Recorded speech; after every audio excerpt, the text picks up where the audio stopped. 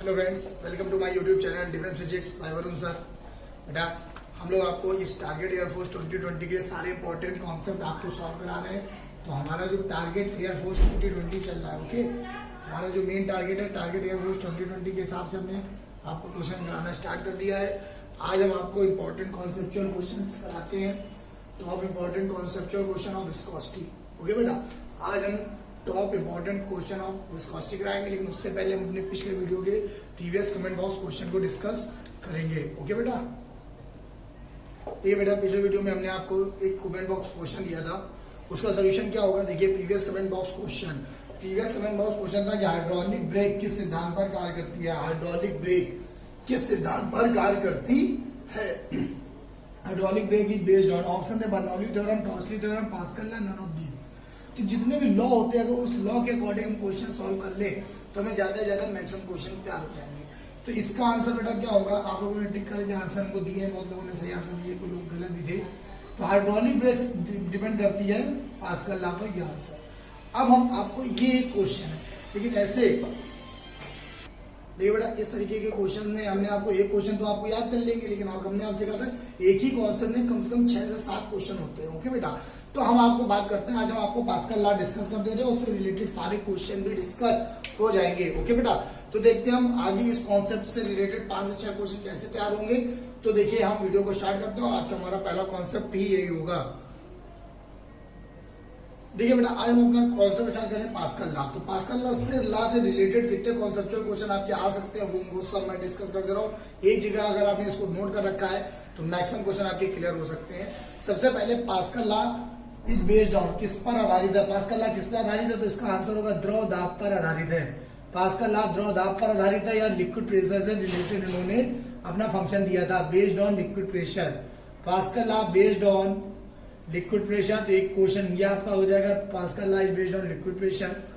इसके अलावा देखिए, पास्कल क्या थे, पास्कल एक वैज्ञानिक थे। अगर कभी भी आ जाए दाब का मात्रक, दाब का एसआई मात्रक अगर आ जाए, क्वेश्चन नंबर 2 यहां से क्लियर होगा, दाब का एसआई मात्रक, एसआई यूनिट ऑफ प्रेशर, कभी भी आएगा एसआई यूनिट ऑफ प्रेशर। तो देखो, ये एक तरीके से यहाँ पे दाब वर्ड आ रहा है, तो दाब का कंडीशन पास्कल ने सॉल्व किया था।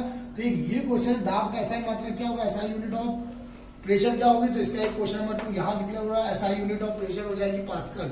तो देखिए, एक क्वेश्चन यहाँ से दाब का एसआई मात्रक पास्कल हो गया। पास्कल किस तरीके के दाब को प्रदर्शित कर रहा है, वायु दाब को कभी नहीं करेगा। तो इस बात को ध्यान देना, कुछ लोग होते हैं वायु दाब से रिलेटेड पास्कल का नियम कोई नहीं था। पास्कल का नियम किस टाइप के प्रेशर से संबंधित था, अगर कभी आ जाए कि पास्कल का सिद्धांत किस प्रकार के दाब से संबंधित था, तो आंसर होगा द्रव दाब। Pascal law is based on liquid pressure. Okay बेटा, अब हम आते हैं अगला क्वेश्चन। तो सब देखिए, यहां से स्टार्ट करते पूरी कहानी की तरीके याद करेंगे, सब एक दूसरे से इंटर रिलेटेड क्वेश्चन रहेंगे और आपको सारे आंसर याद होने चाहिए। सबसे पहला क्वेश्चन, दाब का एसआई मात्रक पास्कल। अब पास्कल ने किस प्रकार के दाब की व्याख्या करी है, किस तरीके के दाब पे बेस्ड जिनका नियम था, तो आंसर होगा लिक्विड प्रेशर। अब इससे रिलेटेड देखिए क्या नियम है, ये कभी नहीं आता, हम आपको बताएं। अगर आप एयरफोर्स के बारे में देख रहे हैं तो कम टाइम पे ज्यादा स्टडी कैसे करोगे, आप पता चला के बाद 10 मिनट है, अब आपने पास्कल सिद्धांत को कॉपी में लिख के याद करने लगे, हमें कभी भी नियम लिखने को नहीं आएगा बेटा। अगर हमको उससे रिलेटेड क्वेश्चंस याद है तो बस वही याद नहीं होते। आप इतना पढ़ लो, आप पास्कल लॉ भले डिक्टेट ना कर पाओ, सुना ना पाओ किसी को, लेकिन आप तो उससे रिलेटेड क्वेश्चन जरूर सही कर सकते हैं, ये ध्यान रखिएगा। तो ये ध्यान देना, पास्कल लॉ ये था कि कहीं पर द्रव भरा हो, किसी भी कंटेनर के अंदर लिक्विड भरा हो, तो आप लिक्विड बाहर कंटेनर के बाहर कहीं पर भी प्रेशर करोगे तो अंदर भरा लिक्विड सब जगह बराबर दाब डालेगा। मतलब थोड़ा बाहर थोड़ा प्रेशर लगा, लेकिन अंदर सब दिशाओं में प्रेशर लगा, एक तरीके से प्रेशर का मल्टीपल हो जाता है। पास्कल लॉ ने बस इतना बताया था, लिक्विड प्रेशर मल्टीपल हो जाता है पास्कल लॉ के अकॉर्डिंग। अब इस कॉन्सेप्ट का उपयोग कहाँ का होता है, किस किस डिवाइसेस में होता है, तो एक बार ध्यान देना, hydraulic brake, hydraulic brake, hydraulic lift, hydraulic brake, hydraulic lift, hydraulic jack, hydraulic jack. Jack जानते हो आप, जो जैक से जिसे हम गाड़ियां उठाते हैं, ये सब जो है किस इज बेस्ड ऑन, ये सब hydraulic brake, hydraulic lift, hydraulic jack, main बात बस आपको ये ध्यान देना, हाइड्रोलिक वर्ड कहीं पर भी आ जाए, हाइड्रोलिक वर्ड आ जाए और पूछे ना किस सिद्धांत पर आधारित है, ये सारे कॉन्सेप्ट हाइड्रोलिक ब्रेक किस सिद्धांत पर आधारित है, पास्कल लॉ। मेन बात ध्यान दो, हाइड्रो, हाइड्रो माने क्या होता है, हाइड्रोजन सुना होगा आपने, हाइड्रो माने ही होता है हाइड्रोजन में एक तरीके से H2O, पानी से रिलेटेड, हाइड्रो मतलब ही होता है पानी, पानी पानी होता है लिक्विड, तो एक तरीके से ये लिक्विड का प्रेशर हो गया, लिक्विड का प्रेशर हुआ, लिक्विड प्रेशर किससे संबंधित है, पास्कल लॉ, तो ऐसे इसका एक्सप्लेनेशन हो जाता है। आप ये भी कह सकते हो कि ये जितनी चीजें हैं किस दाब पे आधारित है, लिक्विड प्रेशर पे। अगर कभी पास्कल ऑप्शन ना मिले और लिक्विड प्रेशर ऑप्शन मिल जाए तो वो भी टिक किया जा सकता है, ये दोनों ऑप्शन सही हो सकते हैं। अगर ऑप्शन में भाई जल्दी आ जाए हाइड्रोलिक ब्रेक किस पर आधारित है, ऑप्शन पास्कल लॉ ना होकर लिखा हो द्रव दाब पे आधारित है, तो बस वो टिक कर देंगे। पास्कल लॉ ना भी हो तो आप द्रव दाब टिक कर सकते हो। तो ये सारे याद रखना, हाइड्रो, जहां हाइड्रो वाइड्रो वो सब पानी से रिलेटेड होता है। हर एक बीमारी का नाम जानते हैं, हाइड्रोसील, हाइड्रोसील का मतलब ही आप जानते हो कि हाइड्रो मतलब ही होता है पानी, ये ध्यान रखना। ओके, तो ये जो चीज होती है ना, हाइड्रो माने पानी, तो पानी और पानी माने लिक्विड प्रेशर, तो कॉन्सेप्ट कौन सा हुआ, पास्कल लॉ हो गया। ओके, तो इस तरीके से अगर हमने पूरा याद किया है तो हमें पास्कल लॉ क्लियर हो जाएगा और इससे कोई ज्यादा क्वेश्चन इसके एक्स्ट्रा नहीं पूछे जाते। ओके बेटा, तो हम आज कॉन्सेप्ट एक तरीके से डिस्कस कर रहे हैं द्रव दाब। अगर द्रव दाब आपको क्लियर हो गया है तो कोई दिक्कत नहीं होने वाली है, ये बात ध्यान रखेंगे। ठीक है, तो हम नेक्स्ट क्वेश्चन ट्राई करते हैं, अगला कॉन्सेप्चुअल क्वेश्चन ट्राई करते हैं। देखिए बेटा, आज हम बात करें लिक्विड प्रेशर। तो लिक्विड प्रेशर में हमने आपसे कहा लिक्विड प्रेशर होता क्या है, तो P बराबर हो जाएगा HdG। अब P बराबर HdG हो गया तो याद रखिएगा जो लिक्विड का प्रेशर होता है वो P प्रोपोर्शनल टू H होता है, P प्रोपोर्शनल टू D होता है और P प्रोपोर्शनल टू G होता है। ये इस कॉन्सेप्ट को याद रखेंगे। अब देखिए इसका कॉन्सेप्चुअल क्वेश्चन क्या आता है बेटा, ध्यान देना। अगर आपको ये याद है इस तरीके से रिलेटेड केवल कॉन्सेप्चुअल क्वेश्चन क्या होता है, तो पहला कॉन्सेप्चुअल क्वेश्चन ये होता है कि बांध की दीवारें, ध्यान दो क्वेश्चन को अच्छे से सुनेंगे सभी लोग, बांध की दीवारें तलिप और चौड़ी बनाई जाती हैं क्यों, चौड़ी बनाई जाती हैं क्यों, इसको जरूर नोट कर लेंगे। तो चौड़ी बनाई जाती है क्यों बनाई जाती है, why dam walls are made thicker at bottom, made thicker at bottom, bottom पे थिकर बनाई जाती है, क्यों बनाई जाती है, तो इसका आंसर बेटा क्या होगा, देखिए जैसे जैसे अगर आप इसके अंदर आते जाएंगे तो क्या होगा, ये देखिए लिक्विड बना हुआ, इसके अंदर आप मूव करोगे, डैम वॉल जो होगी इस तरीके से होगी, डैम बना हुआ है सपोज दैट। अब डैम जो इसको रोकने के लिए बना हुआ है, सपोज दैट ये हमने मान लिया कि डैम बना हुआ है, ये बना हुआ है इस तरीके से, तो ये क्या हो गया कि जैसे यहाँ तो दाब कम है क्योंकि जैसे जैसे आप गहराई पे आओगे गहराई बढ़ेगी, ये P proportional to H, H माने होता है गहराई, गहराई ज्यादा दाब ज्यादा, गहराई ज्यादा द्रव दाब ज्यादा। अगर H इंक्रीज करेगी तो लिक्विड प्रेशर भी इंक्रीज करेगा। When the depth increases, liquid pressure also increases। जैसे जैसे आप डेप्थ में जाते जाओगे, अब डेप्थ में जाते जाओगे तो प्रेशर बढ़ता जाएगा, उस प्रेशर को सहन करने के लिए इसका एरिया ज्यादा कर दिया जाता है। क्यों ज्यादा कर दिया जाता है, इसका रीजन यही है कि P प्रोपोर्शनल टू 1/A भी होता है, या एयर प्रेशर या प्रेशर वाले वीडियो में समझा चुके थे। इसको और अच्छे समझना है तो मेरा प्रेशर का एक वीडियो है, उसको जरूर से जरूर देखें। ये मोस्ट इंपॉर्टेंट क्वेश्चन है कि जैसे जैसे डेप्थ में जाओगे लिक्विड प्रेशर ज्यादा होगा, वो लिक्विड प्रेशर को सहन करने के लिए इसको चौड़ा कर देते हैं, जिससे एरिया ज्यादा तो प्रेशर कम हो जाता है। ओके बेटा, अब आते हैं इसी से रिलेटेड हमारा दूसरा क्वेश्चन कॉन्सेप्चुअल आता है, लिक्विड प्रेशर से रिलेटेड एक क्वेश्चन और था जो आप जानते हो, द्रव दाब का सिद्धांत क्या था, पास्कल सिद्धांत, इसको याद रखेंगे। पास्कल सिद्धांत द्रव दाब पे आधारित था। ये कॉन्सेप्चुअल क्वेश्चंस भी हम डिस्कशन कर रहे हैं। पास्कल लॉ, लिक्विड प्रेशर मतलब पास्कल लॉ और लिक्विड प्रेशर एक ही बात है, और इससे रिलेटेड सारे डिवाइसेस भी क्लियर कर दिए हमने। अब हम आते हैं कॉन्सेप्चुअल क्वेश्चन नंबर 2 पर। नेक्स्ट क्वेश्चन जो है लिक्विड प्रेशर से ही रिलेटेड है कि जो गोताखोर होते हैं, गोताखोर जो समुद्र में बहुत अंदर गहराई तक जाते हैं, जो गोताखोर होते हैं वो अपने साथ स्पेशली डिजाइन ऑक्सीजन सिलेंडर और ट्रैक सूट लेके जाते हैं। तो क्यों जाते हैं, इनकी जरूरत उनको क्यों पड़ती है आखिरकार। देखिए जो गोताखोर होते हैं उनको बहुत ज्यादा अंदर जाना होता है, गहराई ज्यादा हो जाती है। जब गहराई ज्यादा हो जाती है, अगर हम कहते हैं गहराई ज्यादा हो गई, डेप्थ ज्यादा होगी, तो यहां पर प्रेशर भी ज्यादा हो जाएगा। प्रेशर कौन सा प्रेशर, द्रव का दाब ज्यादा हो जाएगा। अब जो व्यक्ति यहाँ पे होगा, अगर उसमें बाहर से द्रव का दाब ज्यादा है तो उसके अंदर जो लिक्विड भरा है, जैसे हम अगर पानी में जाएंगे तो हम पर प्रेशर लगेगा, अब इस प्रेशर को सहन करने के लिए हमारे अंदर का प्रेशर, जो हमारा ब्लड प्रेशर है, वो उसको बैलेंस करता है। लेकिन वो क्या हो, जब अंदर की प्रेशर, बाहर का प्रेशर और अंदर का प्रेशर अनबैलेंस, बाहर वाला प्रेशर बहुत ज्यादा, तो हमारी नसें चोक होने लगती है, हमें सांस लेने में तकलीफ होती है, बहुत ज्यादा दिक्कत होती है, सांस लेने में तकलीफ होती है। इसीलिए ऑक्सीजन सिलेंडर लगा होता है, क्योंकि जब हमें सांस लेने में तकलीफ होती है तो हम लोग इस तरीके खींच के सांस लेते हैं। तो ऐसा उनको ना हो, ऑक्सीजन की कमी ना हो, इसलिए ऑक्सीजन सिलेंडर लगा रहता है, जिससे वो प्रॉपरली ऑक्सीजन ले। सेकंड केस, वो जो उनको प्रेशर मतलब अंदर झिल्लियां उनकी दबा रहा है, जो उनकी आर्टरीज दबा रहा है, वो प्रेशर ना हो, इसके लिए वो ट्रैक सूट लेते हैं।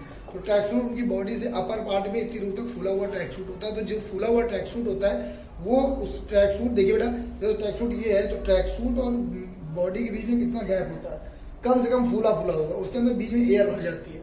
अब क्या होगा, बाहर के द्रव दाब को एयर प्रेशर और ब्लड प्रेशर दोनों मिल के बैलेंस करते हैं।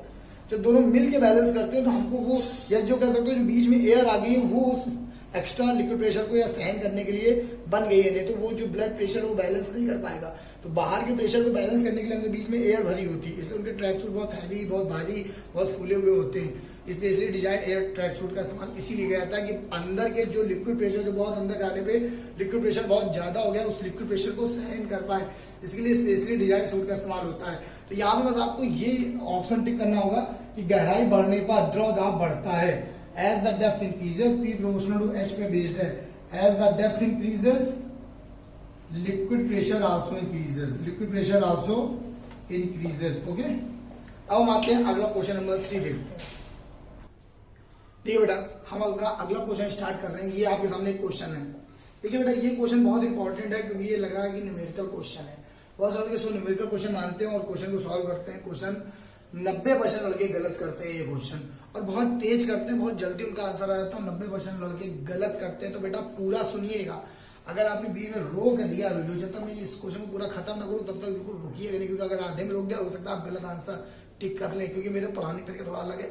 तो बिल्कुल वीडियो रोकिएगा नहीं, लगातार जब तक क्वेश्चन पूरा खत्म ना हो जाए, इरेज ना हो जाए, नेक्स्ट क्वेश्चन ना आ जाए, बिल्कुल भी स्किप मत करिएगा, नहीं तो आंसर गलत हो जाएगा बेटा आपका। सुनिए अब क्या करना है, जैसे ये क्वेश्चन आपके सामने आया, आपने तुरंत देखा कि क्षेत्रफल दिया है, क्योंकि सबसे पहले क्या करते हैं, हम डिजिट पे फोकस करते हैं, क्योंकि हमारी आदत होती है कि न्यूमेरिकल समझते हैं हम डिजिट पे फोकस करते हैं कि एरिया 2 मीटर 4 मीटर स्क्वायर है। तुरंत आपने नोट किया A1 बराबर 2 मीटर स्क्वायर और A2 बराबर 4 मीटर स्क्वायर। ओके, आपने सोचा कि दोनों जो है द्रव पे है, देखिए एक ये 2 मीटर स्क्वायर है और ये 4 मीटर स्क्वायर रिप्रेजेंट है। अब आपसे कहना है कि इन पे लगने वाले दाबों का अनुपात क्या होगा, P1 अनुपात P2 का मान क्या होगा। अब आपके दिमाग में फॉर्मूला आएगा P प्रोपोर्शनल 1/A होता है, ये दिमाग में फॉर्मूला आएगा, आपने अप्लाई कर देंगे तुरंत P1 बटे P2 बराबर A2 बटे A1। जब A2 बटे A1 अप्लाई कर दोगे तो 4 बटे 2 आंसर आएगा 2:1। ओके, ये आप आंसर आएगा और आप इसको टिक कर दोगे 2:1। ये आप सोल्यूशन करोगे, 90% लड़के यही सोल्यूशन करते हैं। ओके बेटा, अगर 90% लड़के ये सोल्यूशन कर रहे हैं और उनका आंसर गलत हो रहा है, इसका आंसर अगर आपने 2:1 किया है तो ये आंसर गलत है बेटा, ये बात ध्यान रखिएगा। अगर ये गलत हो गया तो आप क्या करेंगे, किस तरीके से इसको फोकस करेंगे, क्या इसका आंसर सही होगा। क्योंकि देखिए ये मैंने इसलिए सॉल्व किया क्योंकि आपके दिमाग में सबसे पहले यही ट्रिक आएगी, यही तरीका आएगा बेटा। जब मैंने क्वेश्चन कराया था तो सबके दिमाग में यही फॉर्मूला आया कि इस तरीके का ही क्वेश्चन होगा, बट ऐसा नहीं है। इसके ऑप्शन में दिए 2:1, ये आंसर गलत हो जाएगा। अब क्यों गलत हुआ बेटा, ये ध्यान दीजिएगा। अब हम यहाँ पे बात कर रहे हैं कि जब लिक्विड के अंदर है बेटा, ये लिक्विड के अंदर है, तो ये लिक्विड के अंदर है तो लिक्विड प्रेशर अप्लाई होगा। अब लिक्विड प्रेशर जब देखोगे तो कहीं भी एरिया नहीं आता, HDG आता है लिक्विड प्रेशर में। लिक्विड प्रेशर में HDG आता है ना बेटा। दोनों लिक्विड एक ही द्रव के अंदर है तो डेंसिटी दोनों के लिए सेम होगी। अगर देखा जाए P बराबर HDG, तो दोनों एक ही द्रव के भीतर है। ऐसा तो नहीं ये पानी में है, ये अल्कोहल में, दोनों एक ही द्रव के अंदर है ना, किसी द्रव के भीतर दो गेंद, दोनों के लिए लिक्विड सेम है। लिक्विड सेम तो डेंसिटी सेम, इससे मतलब नहीं, ग्रेविटी भी दोनों की सेम। बचा केवल है P प्रोपोर्शनल टू H। अब H भी सेम है, देखिए यहाँ लिखा हुआ है समान गहराई पर, ये मेन वर्ड हुआ। हमने कहा कभी कभी किसी क्वेश्चन में एक वर्ड मेन होता है, समान गहराई भी दिया हुआ है यहाँ पे, सेम डेप्थ, सबसे इंपॉर्टेंट पार्ट है सेम डेप्थ। तो जब सेम डेप्थ दिया गया है तो आप इस तरीके से सोल्यूशन नहीं करेंगे। जब सेम डेप्थ दिया है तो सोल्यूशन बेटा देखिए क्या होगा। अगर सपोज दैट सेम डेप्थ आपका दिया गया है तो आपको इस तरीके से नहीं करना है, ये क्रॉस कर दिया मैंने। आप नया सोल्यूशन देखेंगे जो सही सोल्यूशन है, कैसे करना है आपको सही सोल्यूशन देखने के लिए। देखिए अगर आपसे कह रहा है कि लिक्विड के अंदर है, दो गेंदें लिक्विड के अंदर है, एक 2 मीटर स्क्वायर की, एक 4, ये 2 हो गए, ये 4 हो गए। लेकिन डेप्थ दोनों की सेम, मतलब इसकी भी गहराई और इसकी भी गहराई सेम है, दोनों की एच सेम है। एच सेम हो गया, दोनों एक ही लिक्विड के अंदर है, डी सेम हो गया, ग्रेविटी सेम हो गई, तो इन पे कार्य करने वाला प्रेशर भी सेम हो जाएगा, मतलब P1 बराबर P2 होगा। तो इसका जो आंसर ऑप्शन में टिक क्या होगा, 1:1 टिक किया जाएगा। ये मोस्ट इंपॉर्टेंट क्वेश्चन था, क्योंकि ये पेपर में 90% लड़के गलत कर देते हैं बेटा। तो इसको मैं थोड़ी देर रुक रहा हूँ, बहुत अच्छे से इसको नोट करके समझ लीजिएगा बेटा, इसको उसके बाद नोट करेंगे, फिर हम अगला कॉन्सेप्ट पर आते हैं। ओके बेटा, नोट करेंगे। देखिए बेटा, आज हमने आपको लिक्विड प्रॉपर्टी उठाई है, लिक्विड प्रॉपर्टी उठाई तो लिक्विड प्रेशर डिस्कस हो चुका है, उसके कॉन्सेप्चुअल क्वेश्चन लगभग डिस्कस हो गए। अब हम आते हैं लिक्विड की एक और प्रॉपर्टी होती है, इसी को हम द्रव यांत्रिकी से हम रिलेट करते हैं श्यानता। श्यानता एक्चुअल में अगर प्रॉपर्टी समझ गए तो सारे कॉन्सेप्चुअल क्वेश्चन सही करोगे, एक लाइन पे आंसर आएगा, देख के आंसर बताओगे। पहले हम इसको अच्छे समझते हैं, विस्कोसिटी क्या है। तो बेटा एक बात बताए, श्यानता पता क्या है, द्रव में लगा घर्षण, कभी भी कंपेयर करने को आ जाए, द्रव में लगा घर्षण ही श्यानता है। Friction of liquid, friction of liquid, एक तरीके से ये पूरी तरीके से फ्रिक्शन ऑफ लिक्विड है। श्यानता ही फ्रिक्शन है, लेकिन किसका फ्रिक्शन है, लिक्विड का। क्योंकि देखो एक जो फ्रिक्शन, जो घर्षण नॉर्मली जिसका नाम ही फ्रिक्शन है, वो आप पढ़ते हो एक ठोस सतह का, ये ठोस सतह का फ्रिक्शन है। सॉलिड सरफेस के लिए तो हमने सॉलिड, ठोस सतह में जो गति का विरोध होता है, ठोस सतह में जो गति का विरोध होता है, अपोज ऑफ मोशन होता है, जो ठोस सतह अपोज ऑफ मोशन करती है उसको हम क्या कहते हैं, घर्षण। लेकिन जब यही प्रॉपर्टी, यही चीज लिक्विड में, किसी लिक्विड में गति का विरोध हो, या द्रव लिक्विड में गति का विरोध होना, गति का विरोध होना, या कोई द्रव गति का विरोध करे, कोई विरोध करे, गति का विरोध करे, oppose of motion liquid, oppose of motion in liquid, एक तरीके से बस ये समझ लेना, गति का विरोध होना, लिक्विड में गति का विरोध होना कहलाता है श्यानता। तो है तो वही चीज, गति का विरोध करना ही क्या होता है, घर्षण होता है। घर्षण की वजह से गति रुक जाती है अपने आप। तो बस, लेकिन जब ये गति का विरोध लिक्विड में होता है तो उसको घर्षण लगाकर श्यानता कहा जाता है, विस्कोसिटी कहा जाता है बेटा। तो एक तरीके से कभी भी आ जाए कि viscosity is more nearly related to, viscosity is more nearly related to friction.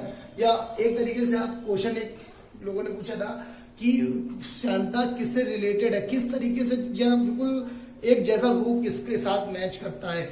Viscosity is just type of friction in liquid. Okay, तो श्यानता द्रव में लगा घर्षण ही श्यानता है। अगर इस तरीके से याद कर लोगे तो कोई दिक्कत कभी नहीं होगी, ये मैं आपको बता दे रहा हूं। तो श्यानता क्या है, द्रव में लगा घर्षण ही श्यानता है। ओके बेटा, और ये ठोस सतह का घर्षण होता है।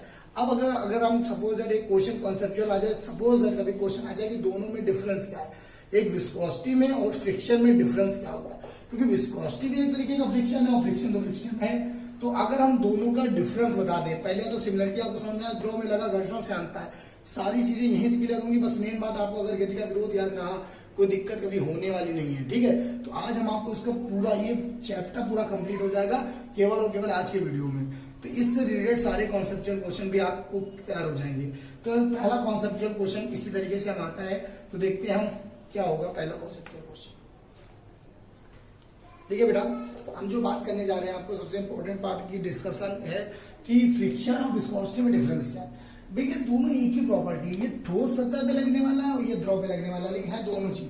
ठोस में जो गति का विरोध होता है उसे फ्रिक्शन कहते हैं, और द्रव में जो गति का विरोध होता है उसे श्यानता कहते हैं। तो सिमिलर प्रॉपर्टी है, दोनों में गति का विरोध ही होना है, बट दोनों में मेन डिफरेंस क्या है, क्योंकि एक ही डिफरेंस है, क्योंकि सिमिलरिटी तो सब कुछ है। एक तरीके से एक ही के दो नाम अलग अलग हैं। जब ठोस में वो चीज होती है तो उसे फ्रिक्शन कहा जाता है, वो चीज जब लिक्विड होती है विस्कोसिटी कहा जाता है। लेकिन डिफरेंस क्या है, डिफरेंस इंपॉर्टेंट है, डिफरेंस का क्वेश्चन आता है बेटा। तो डिफरेंस क्या है, तो देखिए friction does not depend upon area, बस इसको याद कर लोगे बेटा, एक क्वेश्चन आपका 100% क्लियर है। Does not depend upon area of contact. अगर साइकिल है, साइकिल में आप छोटी ब्रेक लगाएं या उसकी जगह एक बड़ी ब्रेक लगा दें, दोनों के घर्षण समान, आप छोटी ब्रेक का यूज करें या बड़ी ब्रेक का, बस ये ध्यान रखिए जब वो टच करेगा तो उसका फ्रिक्शन सेम होगा। इससे मतलब नहीं कि वो कितने इतने पार्ट में टच कर रहा है कि इतने पार्ट में टच कर रहा है, इससे कोई मतलब नहीं है। वो बस उसके नेचर पे, मटेरियल पे डिपेंड करता है।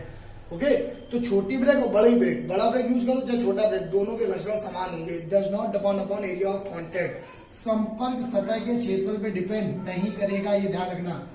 संपर्क सतह के क्षेत्रफल पर निर्भर नहीं करता, ये मोस्ट इंपॉर्टेंट क्वेश्चन है। एक क्वेश्चन बन जाता है कि साइकिल में छोटा ब्रेक है और बड़ा ब्रेक है, तो किसका फ्रिक्शन ज्यादा होगा, छोटे का बड़े का दोनों का समान, नन ऑफ दीज। तो आंसर होगा दोनों का समान, क्योंकि ब्रेक छोटा हो चाहे बड़ा ब्रेक लगा जाए दोनों का घर्षण सेम होता है, क्योंकि ठोस सतह के घर्षण एरिया पे डिपेंड नहीं करते हैं। तो ये मोस्ट इंपॉर्टेंट क्वेश्चन है, संपर्क सतह के क्षेत्र पर निर्भर नहीं करता है, डज नॉट डिपेंड, नोट जरूर करिएगा।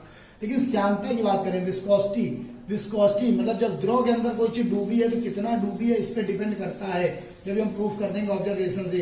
तो श्यानता संपर्क सतह के क्षेत्रफल पर निर्भर करती है, कि उसका कितना क्षेत्रफल एरिया के अंदर है पर निर्भर करती है, depend upon area of contact. ये मोस्ट इंपॉर्टेंट क्वेश्चन था, depend upon area of contact,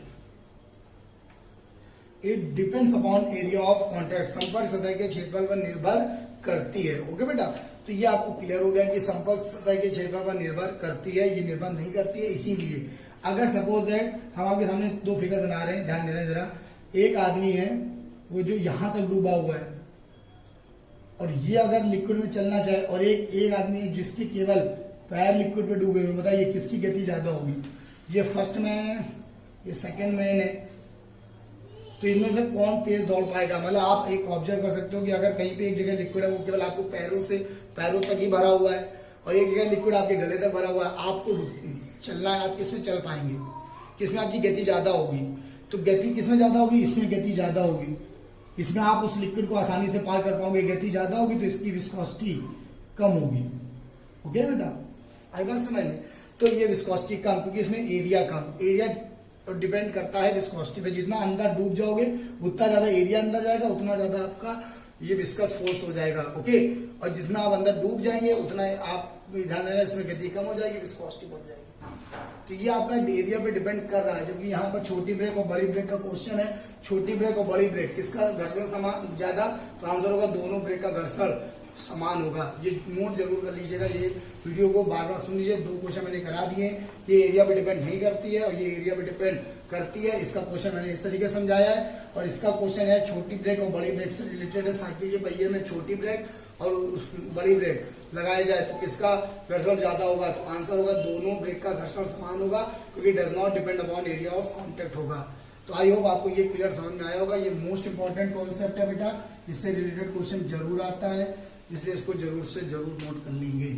अब हम आते हैं विस्कोसिटी को और आगे समझते हैं और इसके कॉन्सेप्चुअल क्वेश्चन से रिलेट करते हैं। ओके बेटा, देखिए बेटा, अब हम आते हैं द्रव की श्यानता का कारण क्या है। अगर इस कॉन्सेप्ट को समझना है, इस कॉन्सेप्ट से रिलेटेड क्वेश्चन बहुत आते हैं, तो पहले तो ये क्वेश्चन ही है एक तरीके का, what is the cause of reason of viscosity of liquid, द्रव की श्यानता का क्या कारण है।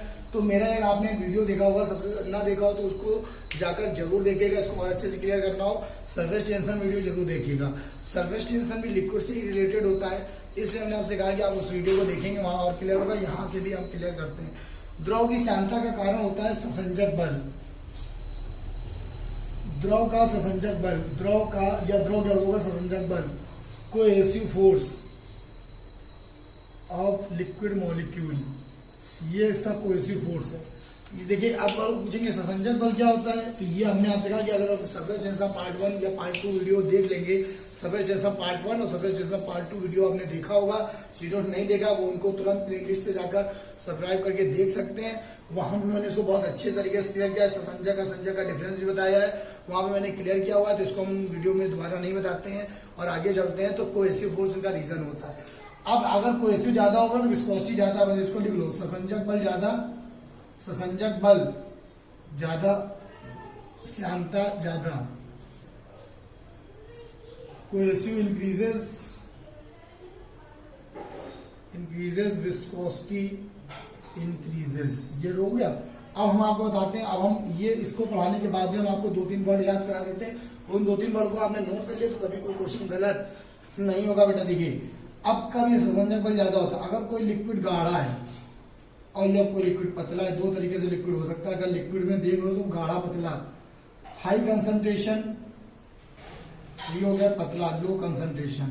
तो बता, अगर गाढ़ा होगा तो उसकी गति कम होगी कि नहीं होगी? अगर गाढ़ा लिक्विड है वो खुद भी धीमे मूव करेगा और उसके अंदर से कोई अगर गुजर रहा है तो भी गति कम, और पतले लिक्विड में गति ज्यादा होगी। जैसे पानी भरा हो, कीचड़ भरा हो, कहीं पर कीचड़ हो और पानी हो तो पानी से निकल जाओगे आसानी से, लेकिन कीचड़ से नहीं निकल पाओगे, कीचड़ में फंस जाओगे।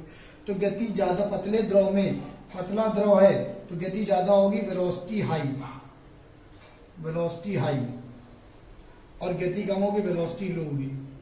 एक तरीके से ये ध्यान देना, इसमें फैलने का गुण होगा, ये आसानी से गति करेगा, फैलने का गुण होगा। गति सॉरी, जो इसमें गति कम होगी वो चिपकेगा, चिपकेगा, स्टिक करेगा, स्टिक चिपकेगा, लेकिन जो गति करेगा वो फैलेगा, वो चिपकेगा नहीं, उसे फैलने का गुण होगा, एक्सपेंड करने का गुण होगा, इजीली एक्सपेंड हो जाएगा। अब ध्यान देना, अगर ऐसा कुछ भी है कि गाढ़ा द्रव है तो श्यानता ज्यादा, टिक कर दो आप, श्यानता ज्यादा, हाई विस्कोसिटी। अगर लिक्विड को इस तरीके से आप क्लासीफाई कर पाते हो तो बहुत अच्छी बात है। और अगर पतला द्रव होगा तो श्यानता कम, लो विस्कोसिटी। श्यानता पतले द्रव की पतला द्रव होगा तो श्यानता कम होगी, गाढ़ा द्रव होगा तो श्यानता ज्यादा होगी। बस इसको अच्छे से नोट कर लेंगे। अभी मैं आपको कुछ कॉन्सेप्चुअल क्वेश्चन देता हूँ, आप बहुत इजी वे में इसका आंसर बता देंगे। ओके बेटा, तो देखते हैं हम अगला कॉन्सेप्ट क्या है। ठीक है बेटा, अगर इस तरीके आपने नोट कर लिया, अगर श्यानता को आपने ऐसे याद कर रखा है गाढ़े और पतले से, तो आपका क्वेश्चन बहुत इजी वे में क्लियर हो जाएगा। ठीक है, तो जैसे कि हम आपसे बात कर रहे हैं कि विच have high viscosity, which have high viscosity, किसकी श्यानता अधिक होगी, किसकी श्यानता अधिक, विच हैव हाई विस्कोसिटी। ऑप्शन है वाटर, सेकेंड है ऑयल। तो आंसर क्या होगा, वाटर और ऑयल में किसकी श्यानता ज्यादा होगी।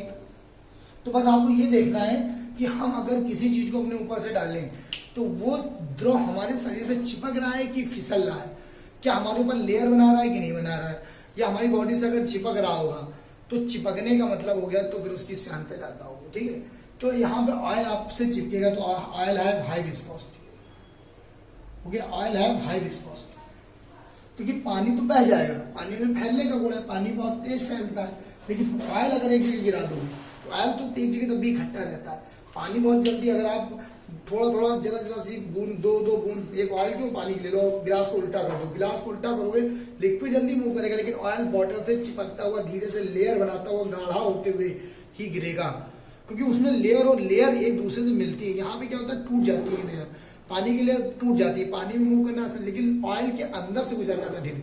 ऑयल ठीक होता है, ऑयल इसीलिए हाथ में लेकर ऐसे आप कर सकते हो, उसकी लेयर्स जो होती है पता चलती है। तो ऑयल क्या करता है कि लेयर बाय लेयर उसकी जो वेलोसिटी है वो कम हो जाती है, वेलोसिटी कम तो उसकी विस्कोसिटी ज्यादा।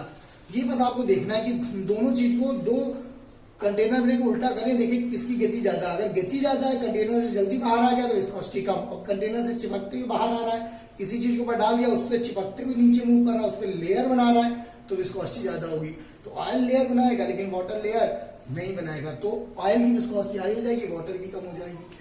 इसी से रिलेटेड क्वेश्चन नंबर 2 देखिए, अगर हम इसमें कभी भी कंपेयर पूछे बीच है हाई विस्कोसिटी, अगला क्वेश्चन हो जाएगा कि हम आपसे पूछे मस्टर्ड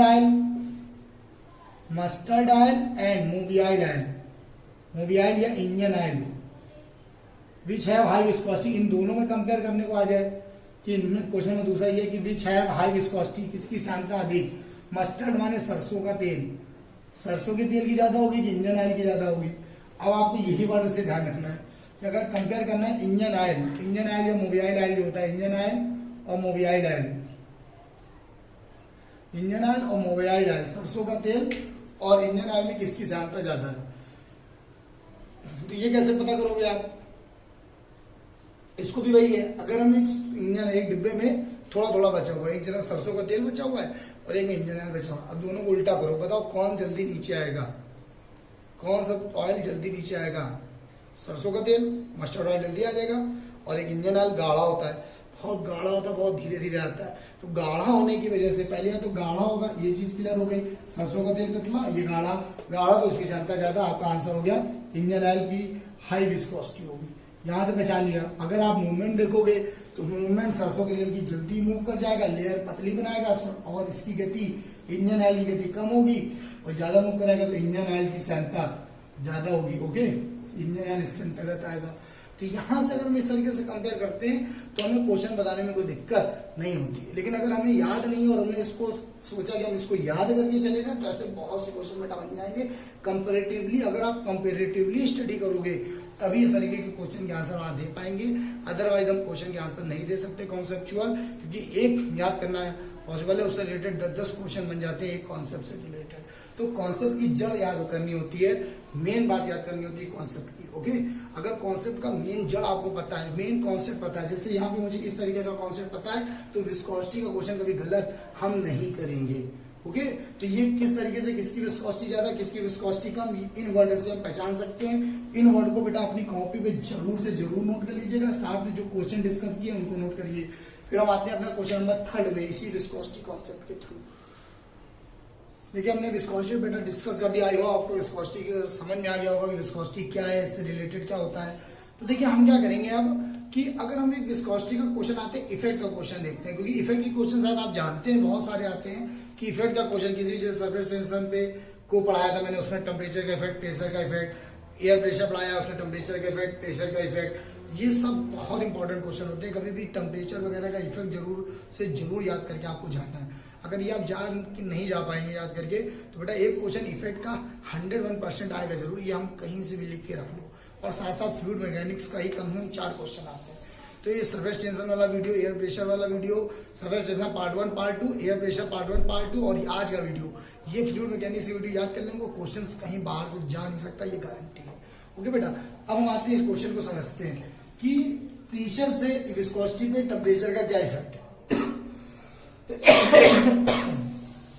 सॉरी बेटा, टेम्परेचर का इफेक्ट देखिए क्या होगा। टेम्परेचर का इफेक्ट देखिए बेटा क्या होगा कि अगर टेम्परेचर बढ़ाओगे, बस आपको ये देखना है कि लिक्विड में पहले क्या होगा, इस वर्ड में पहुंचो, गाढ़ा होगा कि पतला होगा, ताप बढ़ाने पे गाढ़ा होगा कि पतला होगा, चीजें फैलेंगी कि सिकुड़ेंगी, ये ध्यान रखना, ताप बढ़ाने पे चीजें फैलती हैं। और एक बात कि गाढ़ा और पतला कैसे देखा जाता है ताप बढ़ाने पे, बेटा चाशनी वाले याद रख लो, चाशनी जब बहुत गाढ़ी हो जाती है ना तो लोग कहते हैं इसको और गर्म करो, गर्म करके चाशनी फिर पतली होती है। तो गर्म करने पे चीजें पतली हो जाती है, थिन हो जाती है। ओके, गर्म करने पे चीजें फैलती है, फैलना माने यहाँ पे आ गए, गर्म करने पे चीजें पतली हो जाती है, पतला मतलब यहाँ आ गए। अब आपको सीधे क्लियरली आ गया कि अगर पतली हो रही है गर्म करने पे चाशनी को जब गर्म करोगे तो और पतली हो जाएगी, पतले द्रव का श्यानता कम, आंसर हो गया डिक्रीजेस, ये इसका आंसर हो गया बेटा डिक्रीजेस। ताप बढ़ने पे द्रवों की श्यानता घटेगी, ये इंपॉर्टेंट क्वेश्चन था, ऑब्जर्व करोगे तभी आंसर आएगा बेटा, ऐसे कभी आंसर नहीं आएगा। ताप बढ़ने पे द्रवों की श्यानता घटेगी, मोस्ट इंपॉर्टेंट क्वेश्चन है, इसको बहुत ज्यादा बार ये क्वेश्चन पूछा गया है। ओके, अब हम आते हैं अपना अगला कॉन्सेप्ट देखते हैं। ठीक है बेटा, हम अगला वीडियो आते हैं, अगले वीडियो में मतलब क्वेश्चन में क्या करते हैं। देखिए अगले कॉन्सेप्ट में कि हमने आपसे कहा एक क्वेश्चन मोस्ट इंपॉर्टेंट आता है, हमने आपको डिसाइड किया कॉन्सेप्चुअल क्वेश्चन पढ़ाने का, तो इसमें सबसे इंपॉर्टेंट क्वेश्चन एक आता है, एक अच्छे स्नेहक में कौन सा लुब्रिकेंट शुड हैव। ऑप्शन आपके सामने है हाई विस्कोसिटी, सेकंड ऑप्शन है लो विस्कोसिटी, थर्ड आपका होगा हाई सरफेस टेंशन, चौथा है नन ऑफ दीज, उच्च पृष्ठ तनाव, निम्न श्यानता, उच्च श्यानता। अब ये क्वेश्चन है, अभी कैसे कर पाओगे, तो बेटा ये क्वेश्चन तब कर पाओगे ना जब तुम्हें स्नेहक माने पता होगी क्या होता है, स्नेहक क्या होते हैं, जब तक ये नहीं जानोगे कैसे क्वेश्चन कर पाओगे। इसलिए मैंने कहा है कि क्वेश्चन करने के पहले कॉन्सेप्ट आना चाहिए, वो वर्ड पूरी अच्छी तरीके से समझ में आना चाहिए, उसके बाद आप बहुत इजी वे में रिलेट कर पाओगे। तो इस क्वेश्चन के आंसर को पढ़ाने के पहले मैं आपको समझाता हूं कि किस तरीके इसको सॉल्व करना है। तो ये हम इरेज करते हैं, थोड़ा सा इधर एक टेबल देखेंगे, सबसे इंपॉर्टेंट चीज हम कर रहे हैं कि कौन सा गुण होना चाहिए, ये आपको समझ में आ गया। अब यहाँ पे एक बहुत इंपॉर्टेंट चीज डिस्कस करने जा रहे हैं, स्नेहक माने देखिए क्या होगा, स्नेहक बहुत अच्छे समझिएगा बेटा, स्नेहक लुब्रिकेंट, स्नेह हिंदी वर्ड को अगर अच्छे समझ लोगे तो चीजें अपने आप क्लियर हो जाएंगी बेटा। हिंदी वर्ड देखते हैं, स्नेह माने समझते हो, स्नेह को अलग, स्नेह माने होता है प्यार, लगाओ। ओके, जो चीज स्नेह करेगी, जो आपसे स्नेह करता होगा, जो आपसे प्यार करता होगा, जो लगाव करता है, वो क्या चाहेगा कि आप उसके पास से ना जाए दूर। मतलब कि स्नेहक जो स्नेह करेगा उसका काम होगा गति का विरोध करना, वो गति का विरोध करेगा हमेशा। स्नेहक का काम क्या होगा? गति का विरोध, अपोज ऑफ मोशन। आपने अपोज ऑफ मोशन। जो स्नेह करेगा, जो प्यार करेगा, लगाव करेगा, वो गति का विरोध करेगा। आप जिससे भी इसलिए प्यार करते हो क्या ये चाहते हो कि आपको छोड़ के चला जाए? अभी चाहोगे वो आपसे पास आए या चिपके। स्नेह जो करेगा, जो बहुत ज्यादा स्नेह करता होगा वो चिपकेगा, बहुत ज्यादा प्यार का बिल्कुल चिपक जाए। ध्यान दो ना, लोग इस तरह कहते हैं अभी न जाओ छोड़कर कि दिल अभी भरा नहीं। बात समझ आप? स्नेह प्यार लगाव जो होता है वो क्या करें, जैसे बात समझो, जैसे आपको रिलेटिव आ गया, आप बहुत ज्यादा प्यार करते हैं, आपके भैया है, कोई भी है, किसी से भी आप प्यार लगाव कर रहे हैं तो आप चाहेंगे वो ना जाए। नहीं तो बचपन में हम लोग छोटे होते थे तो नानी आ गई या कोई मामा आ गए तो पैरों में लिपट गए, सांप बन गए, कोबरा तरीके के पैरों में चिपट गए कि नहीं जाना है, तो चिपक गए। स्नेह कर रहे थे क्योंकि हम, तो स्नेह करने वाला प्यार लगाव करेगा, तो स्नेह करने वाला गति का विरोध करेगा। तो स्नेहक माने होता है लुब्रिकेंट, तो लुब्रिकेंट वो सब चीजें होंगी जो गति का विरोध करेंगी। अभी मैंने आपको पढ़ाया था गति का विरोध, जहां पे अभी वीडियो को थोड़ा सा पहले बैक करोगे जरा सा, गति का विरोध लिखा था। गति का विरोध माने चिपकेगा, चिपकेगा माने हमने अभी लिखाया था गाढ़ा होगा, या इसकी श्यानता कैसी होगी? ज्यादा होगी, श्यानता ज्यादा, हाई विस्कोसिटी। गति का विरोध का मतलब ये होता है हाई विस्कोसिटी। तो लुब्रिकेंट वो सब होते हैं, वो सब लुब्रिकेंट कहलाएंगे। लुब्रिकेंट वही अच्छा होगा, वही ज्यादा स्नेह करने वाला होगा, जो जितना ज्यादा गति का विरोध कर जाए उतना ज्यादा स्नेह, जो जितना ज्यादा लगाव कर जाए उतना ही ज्यादा स्नेह। तो गति का विरोध करा लिया जाएगा तो स्नेहक कहलाएगा। स्नेहक बनने के लिए गति का विरोध करने का गुण होना चाहिए, और गति का विरोध करने के लिए गुण कैसा होना चाहिए? श्यानता ज्यादा होने का गुण होना चाहिए। तो अच्छा स्नेहक वही होगा जिसमें हाई विस्कोसिटी होगी। अब स्नेहक में हम समझा रहे एग्जाम्पल। स्नेहक का एग्जाम्पल पता क्या होता है बेटा? इंजन ऑयल स्नेहक है। इंजन ऑयल एक लुब्रिकेंट ऑयल ही बोलते हैं। इंजन ऑयल का दूसरा नाम ही होता है लुब्रिकेंट ऑयल। कहते हैं लुब्रिकेशन करा दो इंजन की, लुब्रिकेंट ऑयल ही होता है। ऑयलिंग वगैरह, ग्रीसिंग वगैरह कराते हैं, ऑयल ग्रीस, ये सब लुब्रिकेंट के अंतर्गत आते हैं। तो ग्रीस वगैरह ये जब जहां लगा दो तो उस सतह में चिपक जाएगी, उसको छोड़ के नहीं जाएगी, उस सतह से बिल्कुल चिपकी रहेगी। इंजन ऑयल इंजन के ऊपर बिल्कुल लेयर बना देगा, इंजन के ऊपर लेयर बना देगा, इंजन को प्रोटेक्ट करेगा। जो आपसे प्यार लगाव करता है आपको प्रोटेक्ट करता है। तो इंजन ऑयल हो गया, ग्रीस हो गई, ये सब स्नेहक है। अच्छा स्नेहक बनने के लिए कौन सा गुण होना चाहिए? अच्छा स्नेहक बनने के लिए अच्छा प्यार लगाव करने वाला वही है जो गति का विरोध कर ले जाए। गति का विरोध कर ले जाए या मोटी परत बनाए। एक वर्ड और नोट करेंगे स्नेहक में, एक वर्ड और नोट करेंगे, गति का विरोध कर ले या चिपके, श्यानता ज्यादा, या उसकी मोटी परत बने। जितनी ज्यादा वो मोटी परत बना ले जाएगा किसी चीज के ऊपर, प्रोटेक्टिंग लेयर बना लेगा, जितनी मोटी परत बना पाएगा उतना अच्छा स्नेहक कहलाएगा। तो इसको नोट करेंगे, आपको बहुत अच्छा सा फील आएगा कि आपको ये क्वेश्चन क्लियर हो गया। स्नेहक पहचानने में कोई दिक्कत कभी नहीं होगी आपको। ओके बेटा, तो आपने इसको बहुत अच्छे समझा। अगले को मैं इस क्वेश्चन को बहुत अच्छे नोट करिए कि एक अच्छे स्नेहक में कौन सा गुण होना चाहिए? एक अच्छे स्नेहक में उच्च श्यानता का गुण होना चाहिए। जितना अच्छा स्नेहक होगा उतनी अच्छी श्यानता होगी। अगर लो विस्कोसिटी है तो बैड लुब्रिकेंट, हाई विस्कोसिटी है तो गुड लुब्रिकेंट। ओके बेटा, तो बेटा देखिए स्नेहक आपको क्लियर हो गया, आई होप आपको क्लियर हो गया। लेकिन एक बार मैं फिर से लिख दे रहा हूँ इसको बहुत अच्छे से, इसकी सारी प्रॉपर्टी आपको नोट कर ली। स्नेहक माने लुब्रिकेंट, तो याद रखना स्नेह का मतलब स्नेहक वही है जो गति का विरोध कर पाए। आपको इतनी प्रॉपर्टी से याद करना है। अपोज ऑफ मोशन कर पाए, इसको ऐसे कॉपी पे अगर नोट कर लोगे तो सारी चीजें याद हो जाएंगी। अपोज ऑफ मोशन कर पाए, या फिर उसमें चिपकने का गुण हो, चिपकना हो, स्टिक प्रॉपर्टी, स्टिक कर रहा हो, चिपकने का गुण हो। जितना ज्यादा चिपकने का गुण होगा उतना ज्यादा स्टिकिंग प्रॉपर्टी हो, या जितनी मोटी परत बनाए, मोटी परत, थिक लेयर बनाएगा उतना अच्छा लुब्रिकेंट कहलाएगा। थिक लेयर, जितनी थिक लेयर बनाएगा उतना अच्छा लुब्रिकेंट होगा।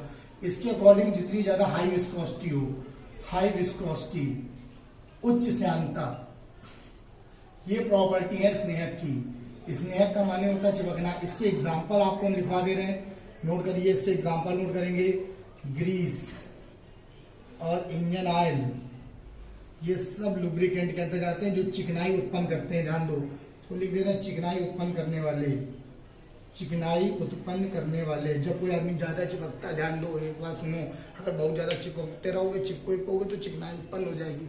इसको अच्छे से समझ लीजिएगा, दैनिक जीवन बहुत उपयोग है स्नेहक का, स्नेहक बहुत लगाया जाता है।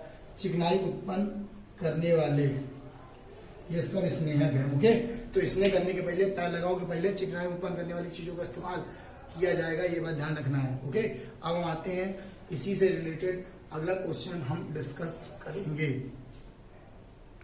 बेटा नेक्स्ट क्वेश्चन मोस्ट इंपॉर्टेंट है, give an example of give an example of dry lubricant. अगर हम इसकी बात करें ड्राई लुब्रिकेंट का एग्जांपल क्या होगा?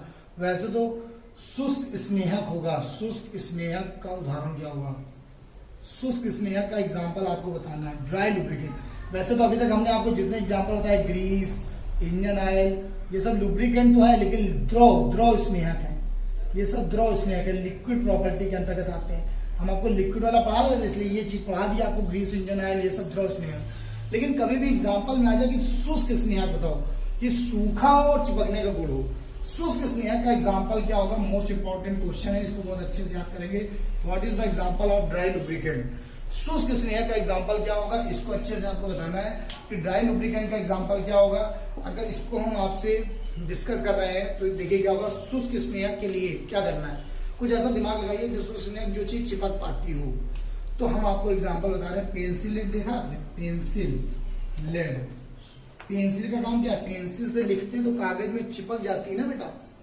पेंसिल लेड किसकी बनी होती है? ग्रेफाइट की। इसको याद करेंगे, पेंसिल लेड किसकी बनी होती है? ग्रेफाइट। तो एक एग्जांपल इसका हो गया ग्रेफाइट। मोस्ट इंपॉर्टेंट क्वेश्चन है, इसका आंसर जरूर याद करिए। ग्रेफाइट, ग्रेफाइट इज द शुष्क स्नेहक। और ग्रेफाइट को का मतलब ही हो गया पेंसिल लेड। पेंसिल क्या होता है? जब आप लिखते हो तो पेंसिल चिपक जाती है कागज में, उसमें चिपकने के गुण की वजह से पेंसिल से लिख पाते हो। अब क्या करोगे? देखो एक बार जिसमें चिपकने का गुण होता है ना, वो चिपकेगा जरूर। अगर कोई नहीं चिपका, उसको अलग करने का तो उनसे चिपक जाएगा। ध्यान, चिपकने की प्रॉपर्टी में जिस चीज को आप अलग करोगे वो आपसे चिपक जाएगा। वैसे रबड़ से जब हम इरेज करते हैं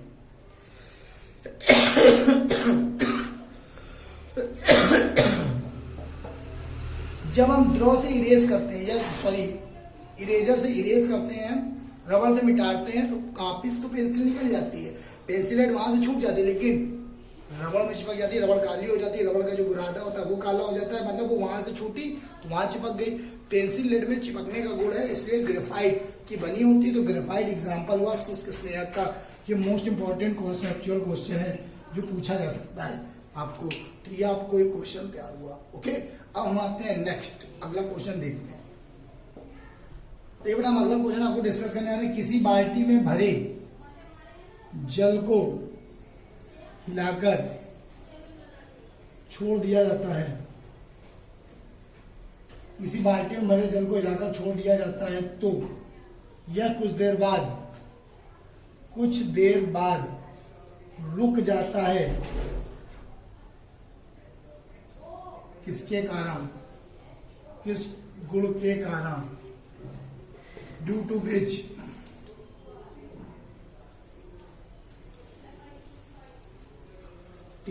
liquid shaken in a bucket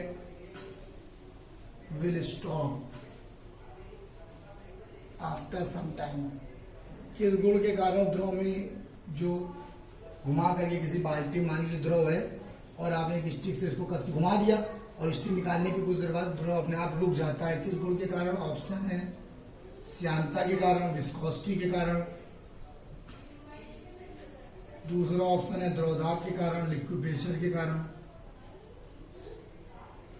तीसरा ऑप्शन है बर्नौली प्रमेय के कारण, बर्नौली थ्योरम, और चौथा ऑप्शन है नन ऑफ दीज। ये क्वेश्चन है कि किसी बाल्टी में भरे जल को हिलाकर छोड़ दिया जाता है तो कुछ देर बाद रुक जाता है। किस गुण के कारण ऐसा होता है?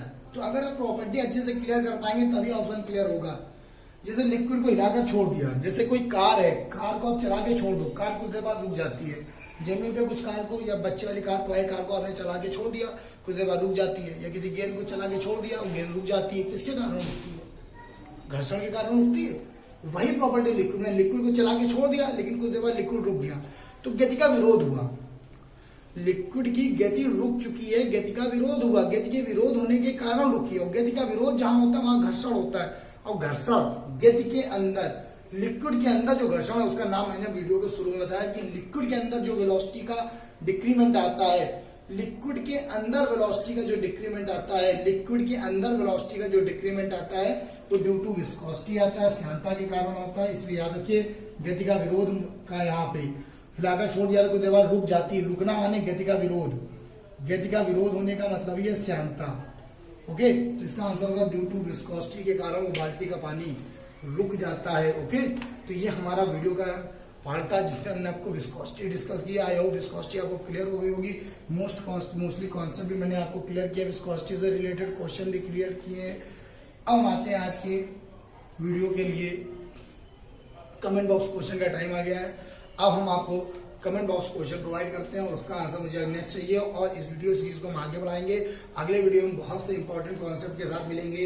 ये ध्यान रखिए, अपकमिंग पेपर में आने वाले मोस्ट इंपॉर्टेंट कॉन्सेप्ट्स को कराएंगे। अभी पेपर आने के पहले मैं आपको हर यूनिट के इंपॉर्टेंट कॉन्सेप्ट क्लियर कर दूंगा बेटा। वीडियो सीरीज को बस देखते रहिए आप। मोस्ट इंपॉर्टेंट कॉन्सेप्ट आपके सामने अपकमिंग वीडियो में आने वाले हैं। नेक्स्ट वीडियो में बहुत ज्यादा इंपॉर्टेंट आने वाला है। तो बस इस वीडियो का लास्ट पार्ट में हम आपको कमेंट बॉक्स क्वेश्चन डिस्कस करने जा रहे हैं। तो आज का कमेंट बॉक्स क्वेश्चन देखते हैं। तो बेटा इस time to comment box question. तो आज के वीडियो में सबसे ज्यादा इंपॉर्टेंट कॉन्सेप्ट मैंने डिस्कस किया है। इस कमेंट बॉक्स क्वेश्चन को जरूर से जरूर आंसर दीजिएगा। बहुत ज्यादा बार पेपर में पूछा गया है, इसलिए क्वेश्चन ऑफ द डे कह सकते हो, क्वेश्चन ऑफ द वीडियो कह सकते हो, कमेंट बॉक्स क्वेश्चन कह सकते हो। ये क्या है देखिए, इस कमेंट बॉक्स क्वेश्चन को हम आपके सामने सॉल्व करें। What is the dimension of coefficient of viscosity? Coefficient of viscosity, श्यानता गुणांक की विमा क्या होगी? श्यानता गुणांक की विमा क्या होगी? What is the dimension of coefficient of viscosity? Option है ml² t-1, दूसरा है ml-1 t-1, तीसरा है ml³ t-2 और चौथा है m-1 l³ t-2। ये चार ऑप्शन आपके सामने है। This is the most important comment box question, बहुत ज्यादा इंपॉर्टेंट है। इसको आपको जरूर से याद करना है, आया ना? और इसका आंसर मुझे कमेंट बॉक्स क्वेश्चन में चाहिए। कमेंट बॉक्स क्वेश्चन के सारे आंसर, सारे क्वेश्चन जितने मैं करा रहा हूँ बेटा एक जगह आपने बना लिया, पेपर के पहले रिवाइज करके चले गए।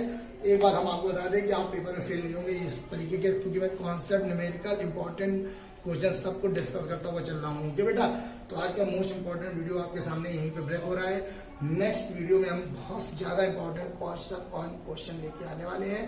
तब तक के लिए जय हिंद।